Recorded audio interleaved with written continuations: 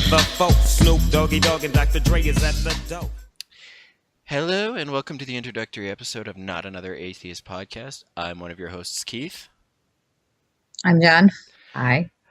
And this is basically just going to be us getting to know each other / me figuring out how the hell this damn software works. So if there are any glitches, any bugs, that's pretty well to be expected, because Blame him. I don't know what the hell I'm doing, and I'm just learning as I go. So before we really dive into our whole shtick of talking about social issues, religious issues, anything that really pisses us off that we see, come across, we're really just kind of going to get to know each other. So I guess for the next, 20-odd minutes or so, we're just going to ask each other a couple of questions, get to know each other, and just kind of wing it from there. So, Jen, why don't you start and tell us a little about yourself? You know how much I fucking hate these. I know. I feel like I'm either on a job interview or really bad first date. I'm Jen. I'm a mom who's born and raised in New York City, and I'm fucking incredibly proud of that. You will hear the accent come out here and there. I'm currently in Tennessee. I absolutely hate it. This is the worst place on earth. Never come here, ever. Trust me, it will kill your soul and eat your brain from the inside. Hoping to move back home. Huge lover of music. My cat, you will hear my cat go nuts. Huge lover of music, love to do my nails. That's something we'll also hear periodically, is this scrape of your nails. Yeah, the scrape of my nails and my music. I constantly have music on. I'm a huge One Direction fan. You will have to put up with One Direction. If you cannot put up with One Direction, you must leave now. This is an audio podcast, so you can't exactly see the tears streaming down my face. Aw. You won't be saying that when I get married to Harry Styles and I'm supporting your ass because you're my nanny. I will at least make the outfit look damn good. Yes, I have planned this. So, Jen, your passion is music. Why don't you broaden the explanation, or explain that a little better? Well, I was a singer for a long time and decided that that was not for me. And I'm now getting into music consulting, freelance for now until I get back home, and then see what I can do with it when I get back there. Hopefully I don't fail miserably and fall on my ass. For those of us who are a little ignorant, what exactly do you mean when you say music consulting? People come to me that need contacts, agents, managers that don't know the ropes in the industry, and I help them find it. I get them to the people they need to go to. Well, look, I already told you. I deal with the goddamn customers so the engineers don't have to. I have people skills. I am good at dealing with people. Can't you understand that? What the hell is wrong with you people? So basically, the middle person between the artist and people who can make them big. Right. You can go out and find people on your own, or you can have someone with connections find the people for you. I'm the person with the connections that finds the people for you. Basically, I give people an excuse to be fucking lazy and do their career for them. Yeah, but at least you got a paycheck doing it. Yeah, well, that's part of it. You meet some cool people along the way, too. You meet really cool people along the way. So what inspired you to get into music? The whole family's kind of a musical. My mom was always had music on. My uncle's been in bands, and I've just constantly been surrounded by it. I went to a performing arts high school and was always doing something or other with music. It just kind of happened that way.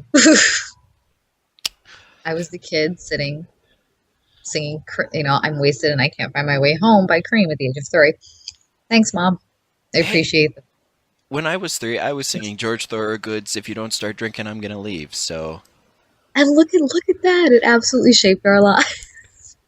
It is amazing what singing songs about drinking can do to a 3-year-old. Exactly. Singing songs about getting wasted can do to a 3-year-old. Oh no. Exactly.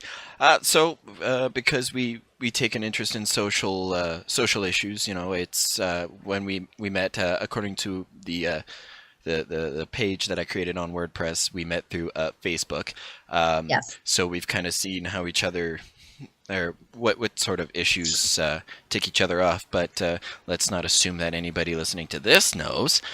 So Jen, what sort of social issues do you find yourself most interested in discussing or slapping people about when they get wrong? I'm all about equality. I think that every human being is human. We shouldn't be separated by race, by class. Everyone should have the same opportunities. Sex, nothing like that. When I start hearing things like women don't have it worse and white privilege doesn't exist. Now, I don't know if we're doing video, but I'm white. I'm a fucking blonde-headed, green-eyed fucking white girl. I'm all about equality. I don't believe in sexism, racism. I don't know, what do you call religionism? Like basis on religion, like discrimination on religionism? I don't know. I just made a new word. Hashtag that shit, make that shit viral. Religionism. Anyway. I don't believe in that. I believe that every person is human. Every person has a right to their ideas. Unless it's like, harming people and children, and that I'm like kind of not cool with, but so your right to swing your fist ends at my nose? Exactly. Your right to swing your fist ends at my nose. Everyone is a human being above all, and we need to all be treated as such. I cannot stand when I hear women don't have it worse or white privilege doesn't exist. Oh man. White privilege doesn't exist will fucking make me homicidal. Good to know. Because that's just fucking ignorant. So, Jen, you'll be happy to know that if you're really looking for a fight, you should search the hashtag white genocide on Twitter. My God, that is just a bastion of stupidity. I just don't. I just fucking don't. Because I will find people. No, I Googled that one. I didn't Google it. I stumbled across it on Twitter. And let me tell you, I was thoroughly enraged. Because it's just the sheer ignorance behind it.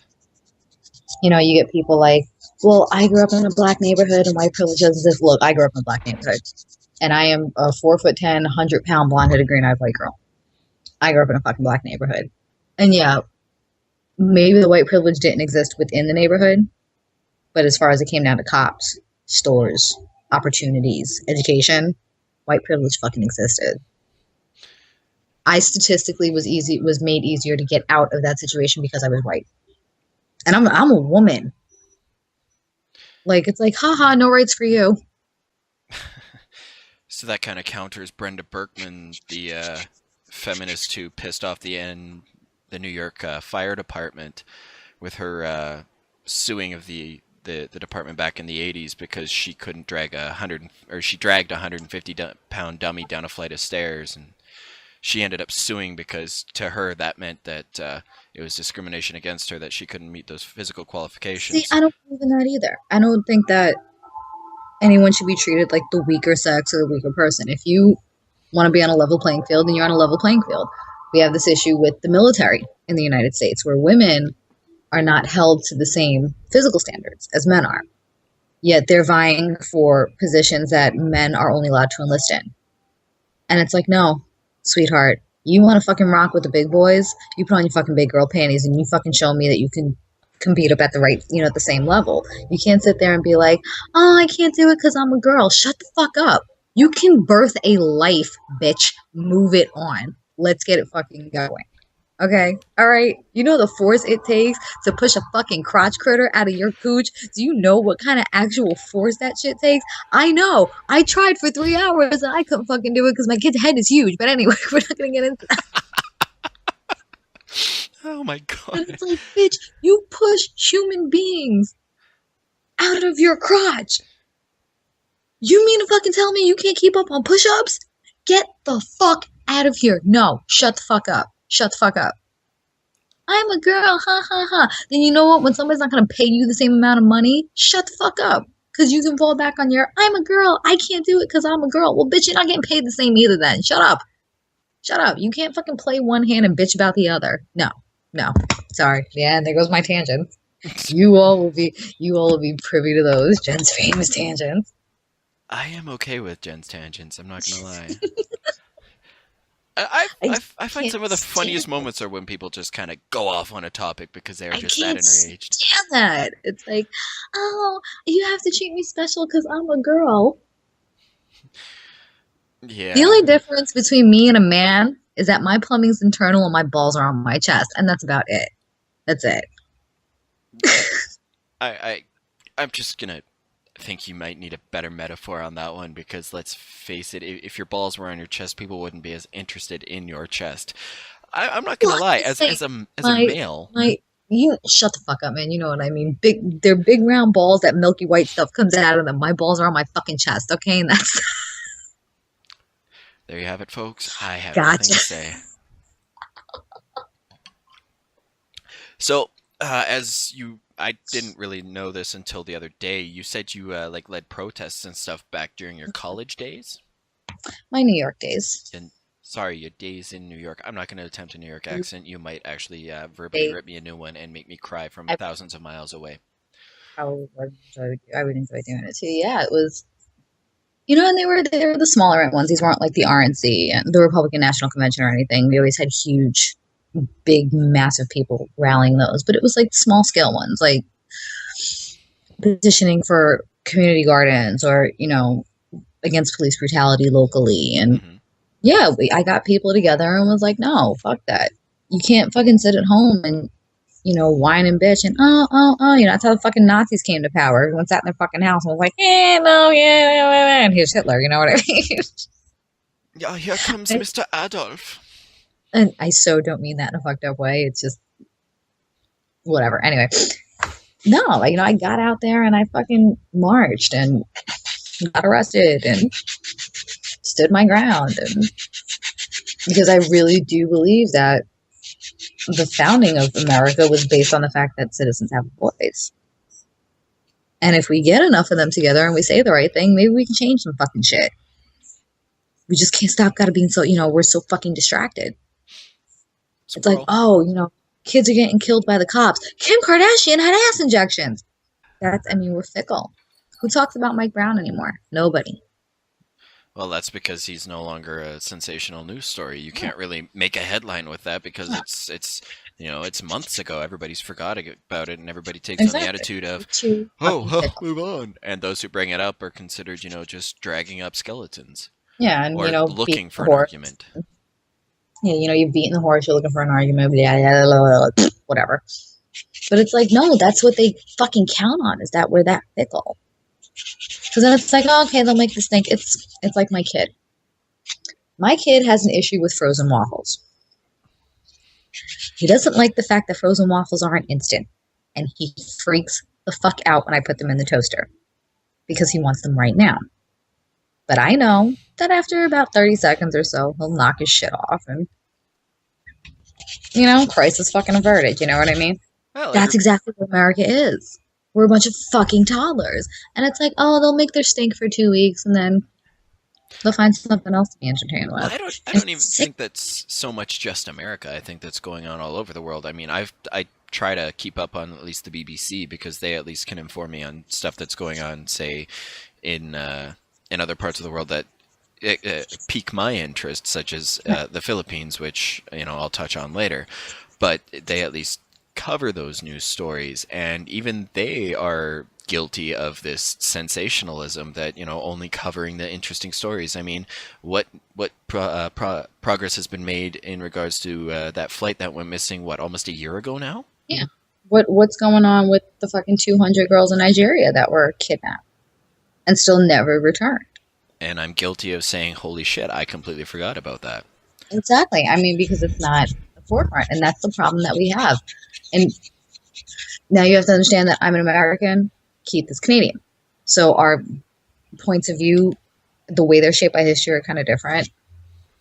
When my country was fighting for its independence, there was no sensationalizing. There was nothing else to be distracted with. It was constantly in their faces. And when you constantly beat somebody in the fucking head with something, eventually they're going to get up and fucking bite your ankles. It's something's going to kick back. We don't have that drive anymore. We don't have that fucking attention span to say, hey, shit is fucked up. Well, I have to digress to a comedian I listened to who was talking about, could you find the number of people to do, the 40-mile march that Martin Luther King Jr. did? I hope to God I'm getting that right. Hilarious. Selma to Montgomery? I think so.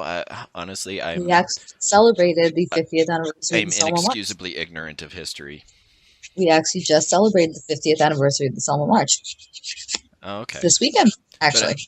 But to bring back to my point is how many people could you find that would go through that, and not only go through that knowing full well that, you're walking 40 miles with hoses being sprayed at you, batons being thrown at you, Dogs racial at you. slurs, yeah, dogs. I mean, and they probably didn't have tasers or the same effective pepper spray that we do, but But you were still being physically assaulted. I exactly. mean, that's, how many people would do that? And I mean, I will say when Mike Brown died, and it's, I'm going to go back to my city, they did march in New York, and the cops did wind up coming after them, and people still came out I do remember the that. next night after that. But I think I don't know if Canada's like this, but the United States is so different regionally. Like, people's views will change just by the state you live in. Like, Okay. the north and the south of the United States is totally different. See, that I've come to realize. What? That we're completely Oh, fucking bipolar. Well, when you're talking to somebody who's from, the northern part of the United States versus somebody who's somebody who comes from the southern part of the United States. For example, a few years ago, I was at a shindig with a friend of mine, and her aunt was in. Her aunt is from Texas, and we were drinking, and I was kind of inquiring about politics, and somehow Obama got brought up, and she lambasted him over the fact that he admitted to doing coke. And I said, yeah, but the good side of that is that he at least admitted it. And basically after that, I was just the worst person ever to her. All she like did good old was, Georgie, well, and she goes, it's like you've forgotten that George admitted he was an alcoholic. I said, I never said that. You're just putting words in my mouth. And it bothered me that, what started off as at least a pleasant conversation turned into something so political, and I became borderline Back. antichrist because I, said something positive about someone she didn't like. It seems that it's more about populism, where you have to, if you don't like, if somebody doesn't like someone, you can only tear that person down around them. Otherwise, you're completely at odds with them. You can't just be honest and provide an opinion without it somehow offending a dogmatically held political opinion. That to me is that you see I'm assuming you see a fair bit of that down in the South. Right. Well, there was an article I read. I got to pull it up. I'll pull it up. And we can reference it later or something. But I think there were 6 regions to the United States. Okay. And it broke it up into, like, I think I've sent You this shared to this you. with me, yeah. And it's basically, you have to see the way that history happened, and like kind of like what our heritage backgrounds, I guess, our racial backgrounds are. And it's, the ways that certain things were, like the Northeast is mainly English and Irish, and the way things were from there, and it kind of carried over. And then, a lot of the South is predominantly German, and the way things were and how it carried over from there. Or, we all pretty much started in the North. We all pretty much started on the East Coast. That's where we kind of spanned out from. You kind of had to. I mean, it's not like you could come up Right, from the West. but it went from, like, South Carolina up. Oh, wow. Yeah, like those were the big main points. It's all up and down the East Coast. And it's like, you can tell when people didn't like what was going on in the North, they moved south, and it was kind of these like minds migrated together. You're gonna see as people trying to Right, congregate and with it just people who think kind of like them. took this whole regional, like, it says, like, people in the South are very mistrusting of Yankees, and they're more conservatives, but, like, people where I'm from tend to be more liberal, and because we've so been used to rolling with the punches, Okay. with change and change and change and change. And then California's a whole other fucking story. We don't know what goes on with them. We love them, but it's like, it's I don't like even weird think hippie California- cousin. No, they're like that weird hippie cousin that hugs trees, and they're really funny at family reunions, but nobody really talks to them. Yeah, it's California. That's my best friend. That's I'm not even kidding with you. My best friend, he's one of the people that I've known longest outside of family. He and I have known each other for 22 years now, and oh yeah, he is full blown tree hugger hippie. I love people like that. They're so awesome. Last time he and I hung out, he was saying, "Yeah, we should totally go, and we should find a forest where there are a lot of trees that haven't been, given a lot of love in the last little bit, and we should share with them some love. And I will say that I was not sober enough to disagree. That I thought it sounded like a great idea. Damn it! Why do I always miss these nights? Yeah, that was. And these emails are not turning out the way I wanted them to. Well, that's fun. They're fixable. They're just not going to be the way that I wanted them to be. And you will all learn that I am fucking insane about my nails. My nails have to be fucking perfect all the time, or I'm not a happy motherfucker. You will all also learn that I have a mouth like a goddamn truck driver. Really? I know truck drivers who would think that you're tame. So you either got to step it up or not make that proclamation. Get me on a good day. I've seen you on a good day. You've seen me on a good day. I think I have the most creative uses of the word fuck that I've ever seen. Would they make George Carlin proud? Oh, yeah. He was a New Yorker through and through. He openly admitted it. Yeah. Yeah, he was. Proud of it. Yeah. Oh, well, we all are. That's just kind of how we are. You're in New York. If somebody knows, you never have to question if someone's a New Yorker because I'll tell you. You'll know. You will know off the fucking bat. Like, yeah, hi, this is my name and I'm from New York. It's like, oh. Well, I'm not going to lie. You're, just the accent alone is kind of a dead giveaway that... Yeah, well, that's actually a funny story why New Yorkers have such a weird accent. And you can't find it anywhere else. There's an actual reason for it. We were the immigrant epicenter of the country. Yes. And there were so many, like, different dialects and different accents that they just kind of blended and became this New York accent. That's how the New York accent came about, was just immigrants. And people would just pick up the slang and pick up other people's accents, and it just blended. And that's how we got ours. Huh. See, I'd say this is something similar because I'm from Calgary, Alberta. And for the last couple of years, the last couple of years, I'll say, our economy has seen such a boom because of the oil industry. And so we've had people from not just all over the country, but really, literally all over the world. Well, one of the common complaints in Calgary is that nobody can drive.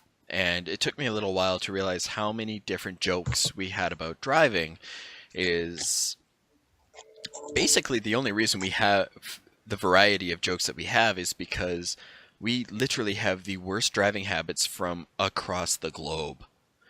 So we have the slow people, we have the people who believe in leaving their blinkers on or have no problems leaving their blinkers on, the people who sit in the left lane, the people who think it's okay to weave in and out of traffic and miss your bumper by an inch, this, that, and the other, or the people who drive like it's Grand Theft Auto and they think that if they nick you off on the road, it's all fine, me right there. Going. I am fucking Nico in a car right here. That is all me. Your kids in the street, fuck you, your kids getting hit. Fuck that. That's probably why I don't have a license. There are two kinds of pedestrians, the quick and the dead. Yeah, there's two kinds of pedestrians, 10 and 20 points. Okay, that's new. That's going in the repertoire. See what my dad thinks of that one. There's two kinds of pedestrians, 10 and 20 points. And then you have multiple. Then you have groups who you can get upwards of hundreds of points. Then you have multi-kills. I think we call that overkill, but yeah, that works. I mean, now that we've gone a little sociopathic. Potato, you know? Potato.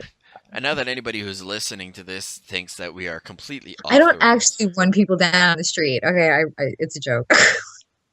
Before the fucking cop show up at my door. Yeah, wouldn't that be an interesting headline?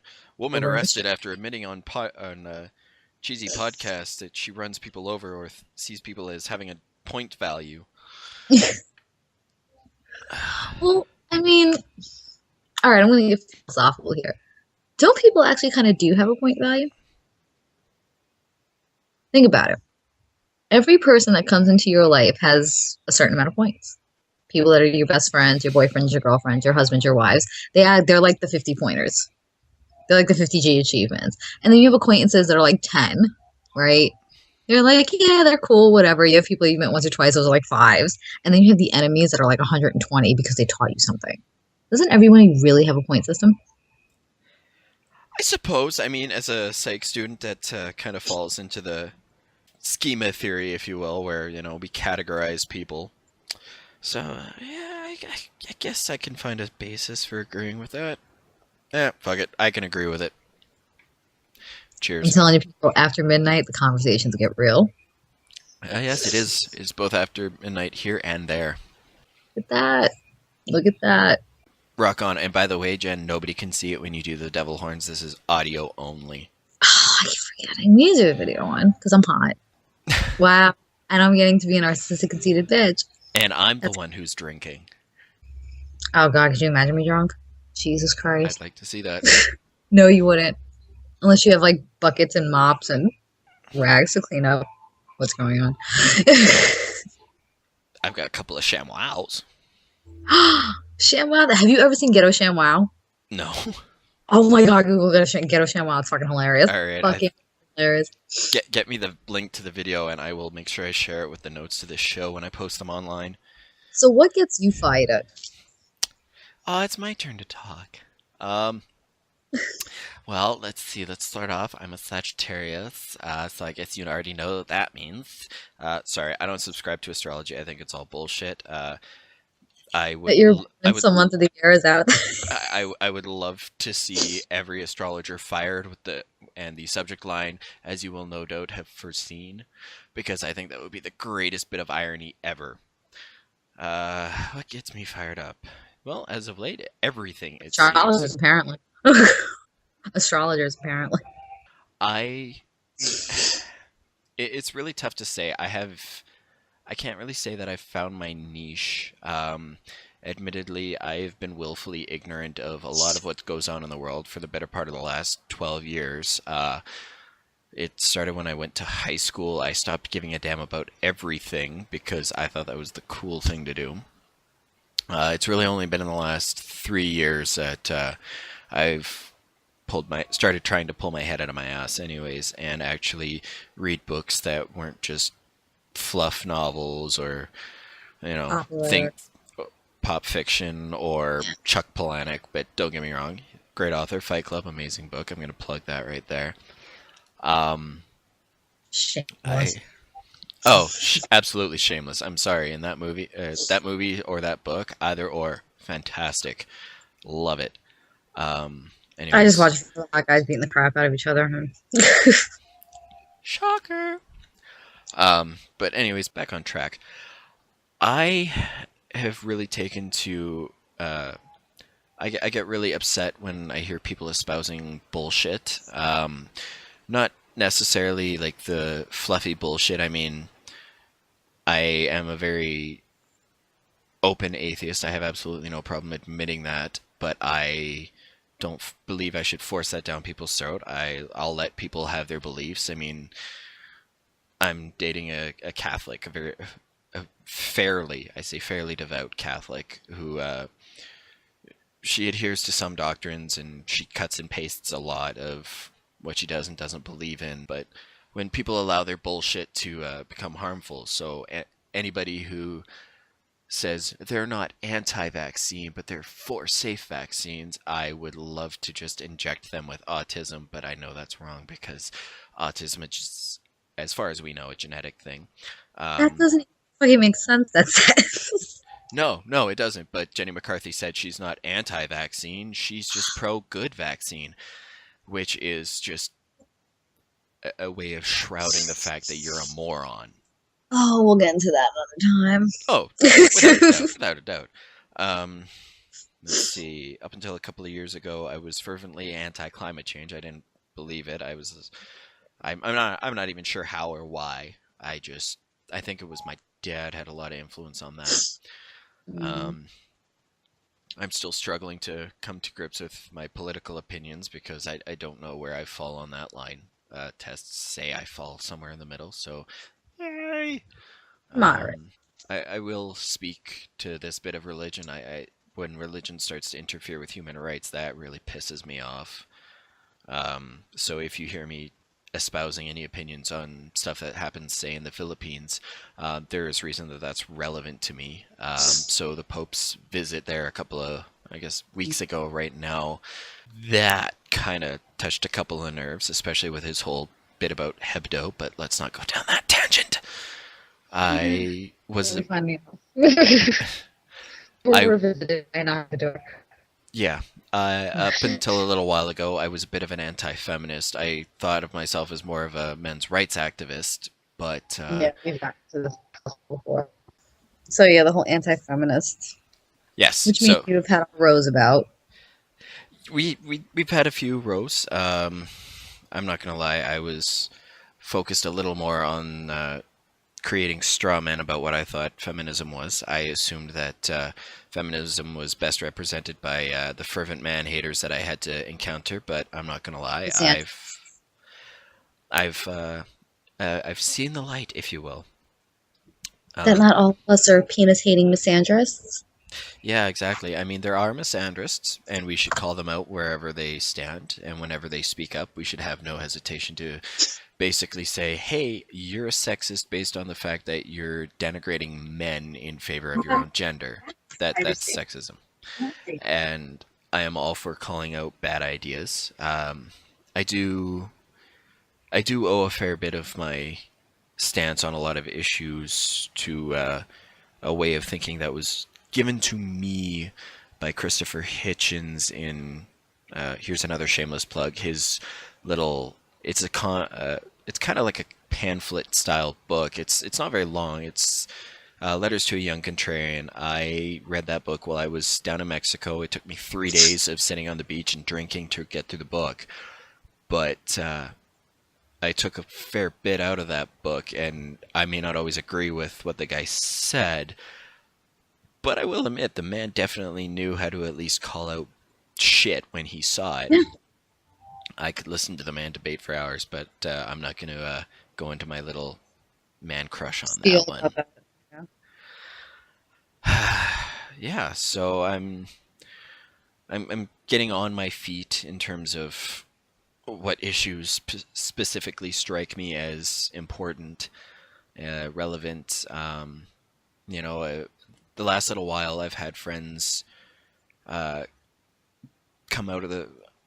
I don't know if the term has come out of the closet, but essentially reveal themselves to be to identify as transgendered, and that's a whole other bag of issues I had never really put too much thought to. It's quite staggering, really, how much I was ignorant to. It's so mind-blowing to me that you were so weren't exposed to it. It's mind-blowing. It is, and at the same time, it's not. I mean, I grew really apathetic to like everything that was going on. I thought my own shit somehow superseded the world. So this is kind of an exercise in humility to me, I think. But it's also the fact that I came from a place where you couldn't ignore shit. Everything was literally in your face 24/7, and you saw everything. So it was like growing up with it. It's like nothing was different, I guess to say. You know what I mean? I do, and it's kind of funny. I grew up. I was not in the majority. I grew up in an area of Calgary where it is predominantly, not white people. So I never really understood what white privilege meant. I didn't think I felt it. I mean, there were Asian kids who were a hell of a lot smarter than me, and they garnered a lot more favor than I did. But there were also white kids who did, and there was a Sikh girl I remember who kicked all of our asses. And every mark she had was over 100% because she did even the bonus work. And yeah, those bitches. Oh, I know. How dare you actually go above and beyond? And I know, right? What about us mediocre ones that are just getting by? Fuck you. Yeah, there's that. And I will admit, when I moved from that area at the end of junior high, so between grades 9 and 10, I all of a sudden changed to like the yuppie school. Like I went to the school that had all the rich kids who grew up, years in dance, in drama, in sports programs out the ass. Oh my god, yeah. There was literally one black kid in my grade 10 year. All the rest were white. See, that's mind-blowing to me. Well, for me, even, it was a total shocker because, a lot of the white kids, they would pretend that, they were a thug and they grew up and they knew what it meant to struggle and the shit they bitched about. I'm standing there going, are you serious right now? Yeah. I Yes. can't believe you're talking about it. And actually, I butted heads with the single black kid because he kept calling me a white boy racist for no apparent reason. And I'm sitting there going, are you fucking kidding me? And I was the one who stood up to the assholes who were calling him, dropping the N-bomb on him. So it pissed me off.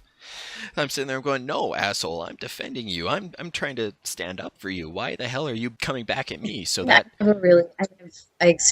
saw racism growing up, but I never experienced it on like that scale.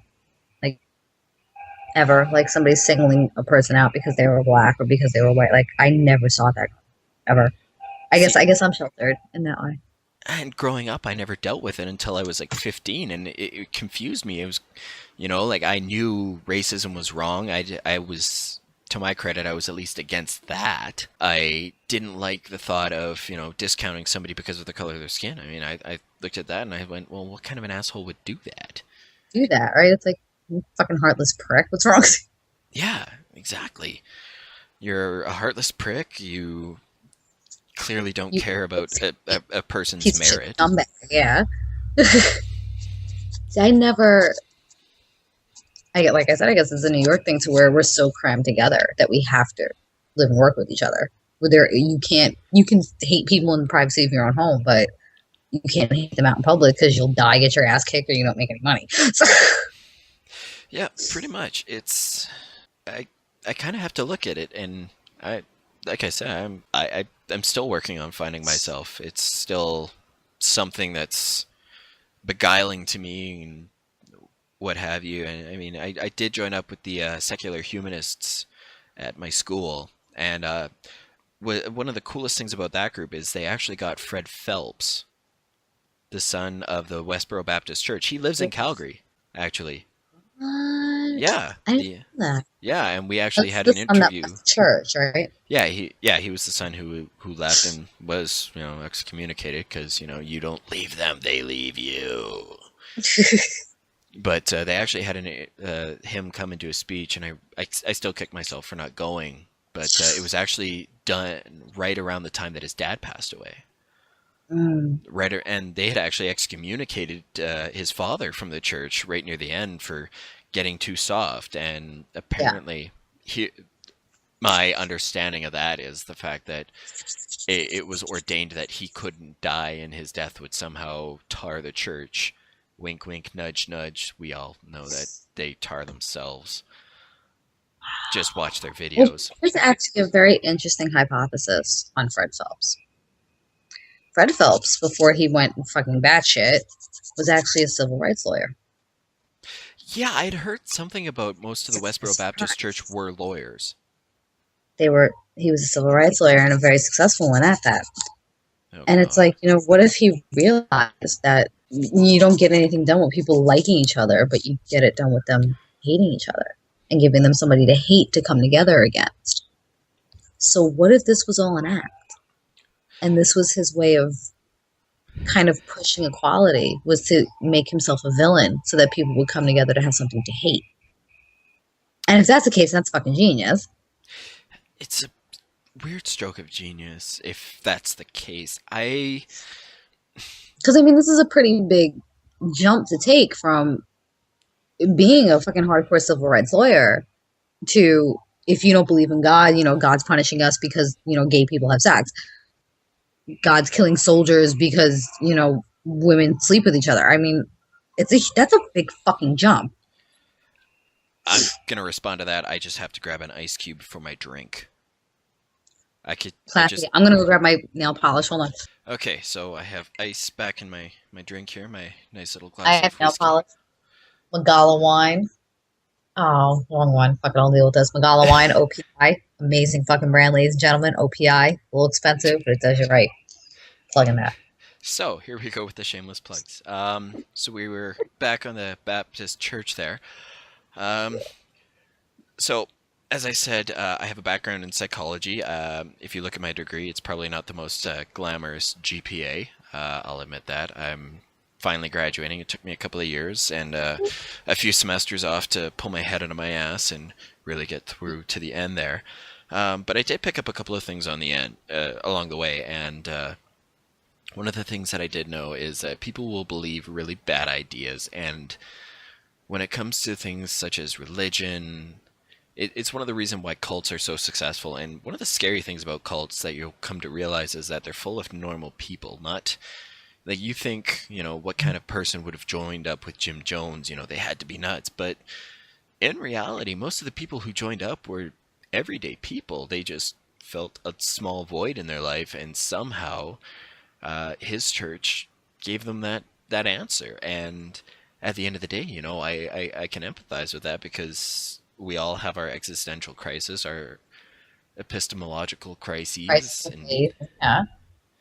we all want to find, answers to what we deem as the big questions, such as why are we here, where are we from, or anything along those lines. And admittedly, it's curse of having the brains we do have is we can ask those questions shamelessly, and because we're not fully advanced creatures, we are willing to accept explanations that don't actually answer the question. Which is actually the basis for why religion started. And I think in later episodes we'll kind of get on why each of us stepped away from religion. I think that for now we're kind of more focusing on the social issues and what sorts of things we each decide piss us off the most. But I guess if I have to answer the question... He loves to piss me off, ladies and gentlemen. He loves to fucking piss me off, let me tell you. Well, I love listening to her accent just go off and rip people to shreds or anything like that. I missed... one of my favorite examples was one of the atheist groups we were a part of, which is actually how we met. So anybody wondering what Facebook means is we met because we were we weren't like trolling for nudes or anything like that. It was so nothing like that. That's what half of these groups are about, by the way, ladies and gentlemen. Yeah, if you want a good source of ass and titties, if you will, check out your local atheist group. They love it because you're gonna ruin the fun. Apparently, all atheists are good for is whoring. Yeah, whoring each other out and hedonism and all that. I mean, it's the good stuff. At least we trust our folks. Yeah, there's that. That's But I guess if I have to answer your question, since I've blathered on for 15 minutes now. Something like that. If I have to answer the question, what pisses me off the most, it is celebrity magazines. Oh, I love them. I've worked. Oh my God, I love them. I have financed my life over the last several years at a grocery store, and as part of the at the check stands, we have all our rag magazines. We got our Us Weekly, our Star, our Life and Style, and I'm not gonna lie, I look at each of those, each headline on those, and I laugh. And I'll flip through them, and I will find whatever I can to make fun of whoever I can. I mean, as you'll come to find out, I have a severe distaste for the Kardashian family these days. 2-3 years ago, before she started, getting married for money and everything, I have to admit. I come interrupt this podcast. So we're the best people all the time. I have to admit, I did have a crush on Kim Kardashian. I didn't know. Okay, I didn't know. I didn't know who she was. I knew nothing about her. All I saw her as was... I mean, I'll give it that. She's a fucking gorgeous woman. All I saw her as was this curvy woman. And then I watched an episode of Keeping Up with the Kardashians. Sorry, I watched 5 minutes of an episode of Keeping Up with the Kardashians. And good Lord, no. I'm not getting those brain cells back. I am not. I'm not saying people who watch that show because it's... their little vice are stupid. I am simply saying that in regards to my vices, that show kills brain cells faster than the alcohol that I drink. It's just, there's no... That is because I love celebrity rag magazines. I don't watch that. But my favorite part of those is when I see celebrities, they're just like us.